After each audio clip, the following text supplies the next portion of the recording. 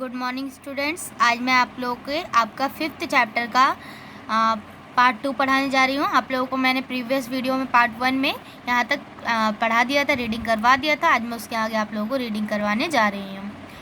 तो उसमें आप लोगों उससे पहले आपने क्या पढ़ा था कि जो कालिदास था वो बहुत ही एक पेड़ पे बैठ के उसी डाल को काट रहा था जिस पे वो बैठा हुआ था। तो जो गांव राजकुमार सब थे, पंडित थे, वो उसे बहुत ज़्यादा मूर्ख समझने लग गए और बहुत उसे देखकर खुश हो गए और राजकुमारी के स्वयंवर में लेकर चले गए।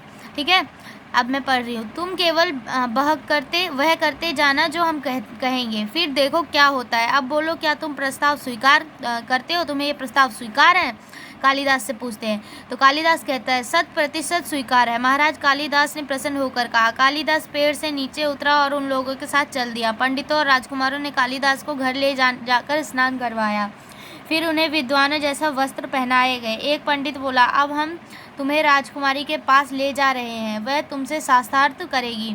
वहाँ तुम्हें एक भी शब्द नहीं बोलना है, जो भी कहना है केवल संकेत द्वारा कहना है, शेष हम पर छोड़ देना है। जो वो पंडित और विद्वान राजकुमार सब थे वो कालिदास से कहते हैं कि तुम्हें वहाँ पे कुछ नहीं बोलना है और जो कुछ बोलना है, जो भी तुमसे कोई प्रश्न पूछेंगी राजकुमारी, उसका संकेत द्वारा उत्तर देना है और बाकी सब हम पे छोड़ देना है।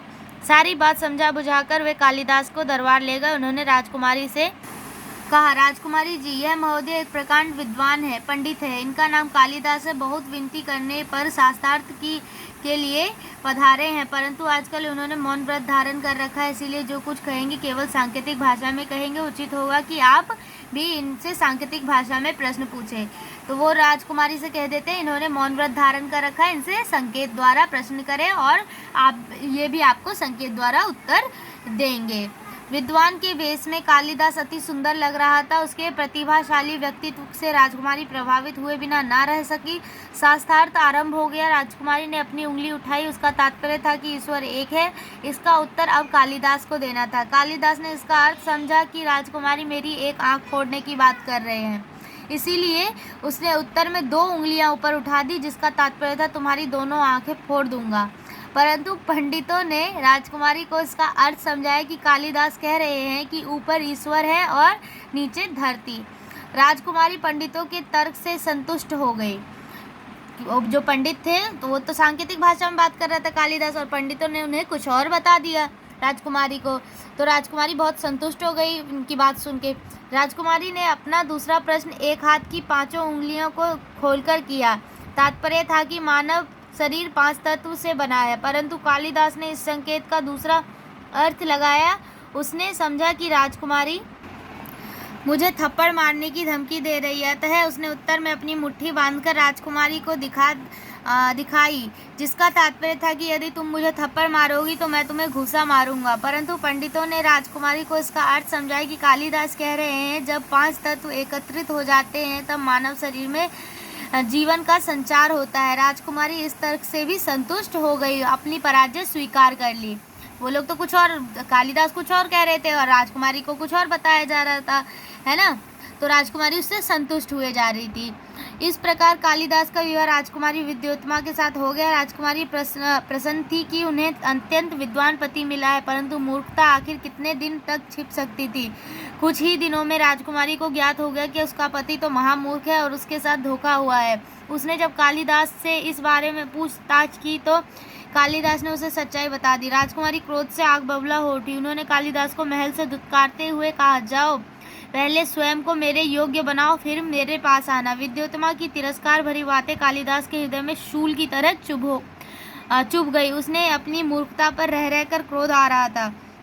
उसने सोचा, इस घोर अपमान का बदला मैं विद्वान बनकर ही ले सकता हूँ, इसीलिए उसने निश्चय किया कि वह विद्वान अवश्य बनेगा। कालिदास ने महल को त्याग दिया और वाराणसी काशी चला गया।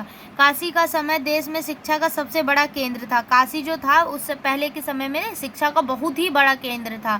जितने भी कॉलेज थे, संस्कृत कॉलेज थे, सब कुछ काशी और बनारस में था, वाराणसी में था। वहाँ उसने विद्वान गुरुओं की सेवा की और उससे विद्या प्राप्त की। 12 वर्ष तक लगातार कठोर परिश्रम करने के बाद यह मूर्ख एक प्रकांड पंडित बन गया। विद्वान बनकर जब वे महल लौटे तो सबसे अधिक प्रसन्नता विद्योत्मा को हुई। विद्योत्मा को अपने लिए किए पर पछतावा भी हो रहा था। उसने अपने कठोर शब्दों के लिए कालिदास से क्षमा भी मांगी। कालिदास ने कहा, प्रिय, यदि तुमने कठोर शब्द ना कहे होते तो मैं आज भी मूर्ख का मूर्ख ही रहता, इसीलिए तुम्हारे शब्द मेरे लिए वरदान सिद्ध हुए। यही कालिदास आगे चलकर महाकवि कालिदास के नाम से विख्यात हुए। उज्जैन के महाराजा भोज ने उन्हें अपने नवरत्नों में सम्मिलित कर लिया। अपने कठोर परिश्रम तथा दृढ़ निश्चय से कालिदास ने संसार को दिखा दिया कि मनुष्य के लिए कुछ भी असंभव नहीं है। तो मैंने आप लोगों को यहाँ चैप्टर ख़त्म कर दिया है। आप लोगों को ये रीडिंग करना है, समझना है। जो नहीं समझ आता है वो कमेंट करके मुझसे पूछना है। इस चैप्टर में यही था कि लोग अगर कोई दृढ़ निश्चय कर ले, दृढ़ अपना एक संकल्प बना ले, एम बना ले, तो वो उस निश्चय को उस दृढ़ संकल्प को प्राप्त कर ही लेता है, अपने लक्ष्य को प्राप्त कर ही लेता है। ऐसा नहीं है कि उसे लक्ष्य नहीं मिलता है। अगर वो अपने एम से, लक्ष्य से भटक जाता है तो उसे अपना लक्ष्य प्राप्त नहीं होता है। तो इस चैप्टर में यही था कि मूर्ख कालिदास कैसे विद्वान प्रकांड पंडित बन गए। तो आपको ये चैप्टर रीडिंग करना है और इसके जो एक्सरसाइज है वो सॉल्व करना है और वर्ड मीनिंग कॉपी में नोट करना है। Okay, thank you.